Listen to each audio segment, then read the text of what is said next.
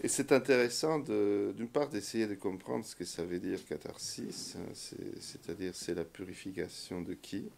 Purification des passions. C'est une éducation de l'affect dans un sens, hein, mais différents auteurs après Aristote ont donné à cette notion des significations différentes. Il faut d'abord partir par la condition du héros tragique. On peut penser à Édipe, c'est-à-dire quelqu'un qui doit être choisi selon Aristote parmi les hommes moyens, c'est-à-dire non pas un très méchant et pas non plus un homme parfait. Donc, justement pour que le public puisse s'identifier avec lui. Donc déjà, parmi les prémices du choix du héros, il y a ça. Et l'autre chose, c'est quelqu'un qui fait une petite erreur qu'on appelle l'amartia, la faute. Sauf que c'est pas une faute au sens chrétien, nous sommes bien avant la chrétienté. Qui fait une petite erreur dont découlent des conséquences démesurées. Donc ça fait partie intégrante du tragique, l'idée de la démesure, de la démesure de la punition, qui n'est pas vraiment une punition, de la démesure de la conséquence. Donc Édipe, par exemple, il ne reconnaît pas son père et le tue, et en conséquence, il couche avec sa mère, et les conséquences de tout ça sont démesurées. Euh, et en réalité, c'est un bon roi, c'est pas quelqu'un de foncièrement méchant. Il est pris dans quelque chose qui le dépasse complètement. Et cette espèce d'acharnement des dieux ou du destin contre lui, il ne peut pas ni le comprendre, c'est-à-dire c'est une origine incompréhensible, ni le ni s'y soustraire d'aucune façon. Alors, maintenant, si on passe du côté du spectateur, on a deux façons d'envisager la catharsis, qui peut être utile pour différencier l'identification et ce qu'on appelle, on pourrait appeler autrement l'épreuve, enfin l'épreuve tragique, parce qu'il y a une épreuve que les héros tragiques doivent affronter, hein,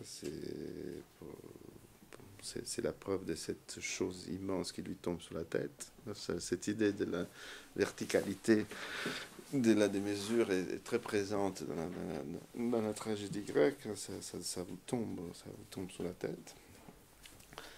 Et donc il y a certains interprètes qui disent que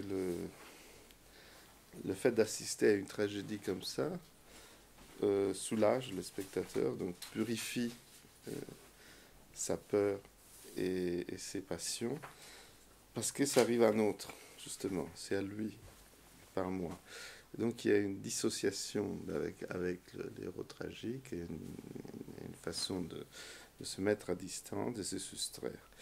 Puis d'autres philosophes, comme Gadamer par exemple, il dit non, il faut regarder la catharsis plutôt comme une forme de participation à cette épreuve. Et c'est l'idée de finalement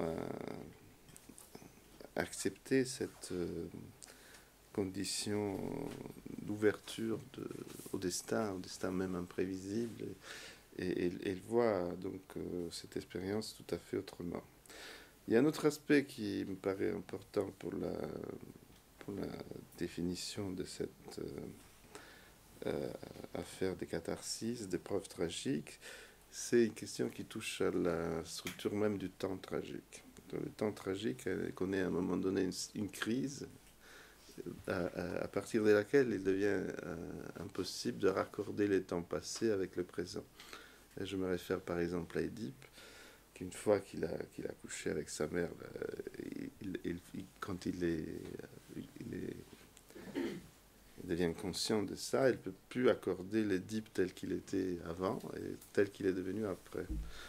Donc, j'ai étudié l'épisode de Tancrède et Clorinde, Tancrède qui est amoureux de Clorinda, qui ne la reconnaît pas parce qu'il est couvert d'une armure, il finit par la tuer, et puis il peut plus, une fois qu'il l'a tuée, et il y a ce moment très important dans la tragédie qui est la reconnaissance, un moment de la reconnaissance.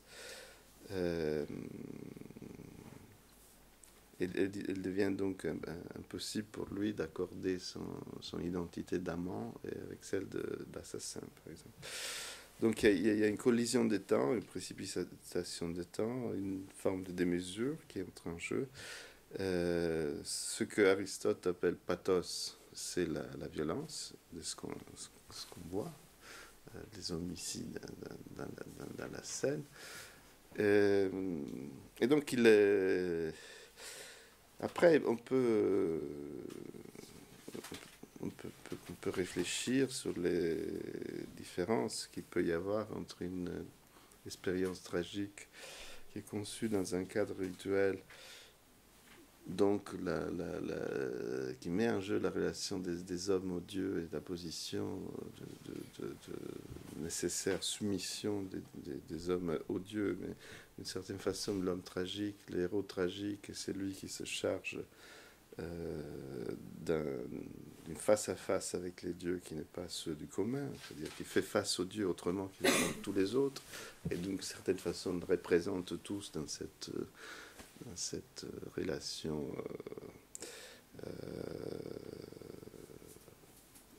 qui n'est pas antagoniste, mais qui enfin est celle de quelqu'un qui se trouve tout à fait injustement à subir une punition démesurée. La démesure est très, très importante dans la compréhension de cette notion. Et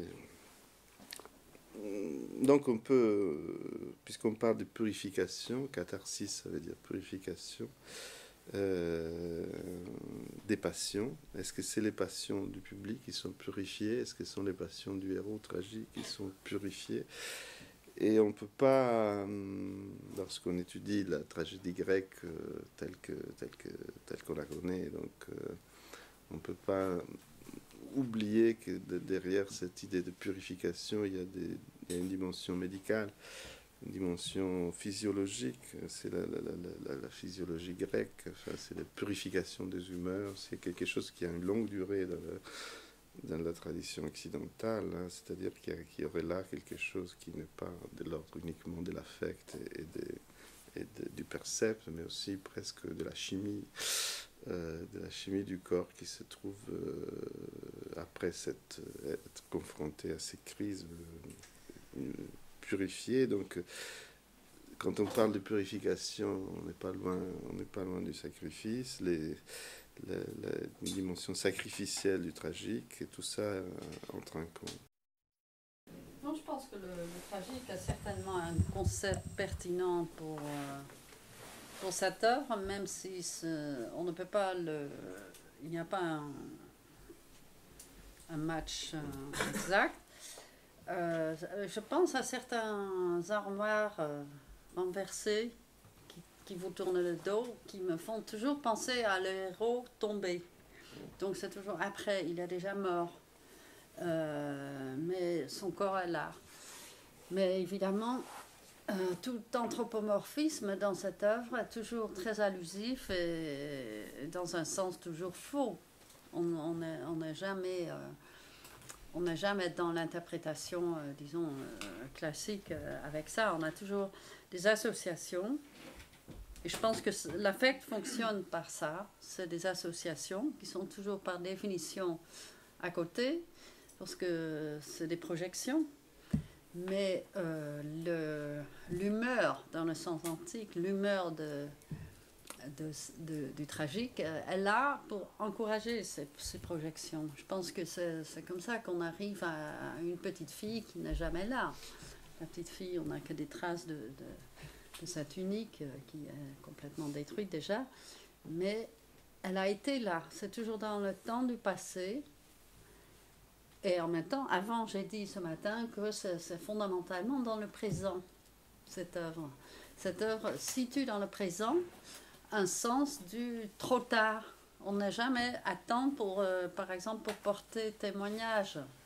Hein, on veut toujours témoigner de ce qui s'est passé, mais on est toujours en retard par rapport à l'événement. Et l'œuvre avec les chaises qui tombent, qui sont descendues du palais de justice, c'est peut-être le cas le plus clair que, je ne sais pas, 19 ans après l'événement, vient cet acte de mémoire qui est par définition en retard. Donc on n'est jamais, le catharsis n'est pas possible parce qu'on ne peut pas vivre avec le héros, cette destinée démesurée, juste un petit peu. Moi je pense d'ailleurs que, au moins chez Aristote, c'est clairement le catharsis, la purification du spectateur, pas du héros. C'est le spectateur qui, par l'intermédiaire de la peur et de la compassion, est capable de se purifier de ses passions dont le héros, justement, ne peut pas se purifier et auquel il succombe. Il est détruit par ses passions et le spectateur, non.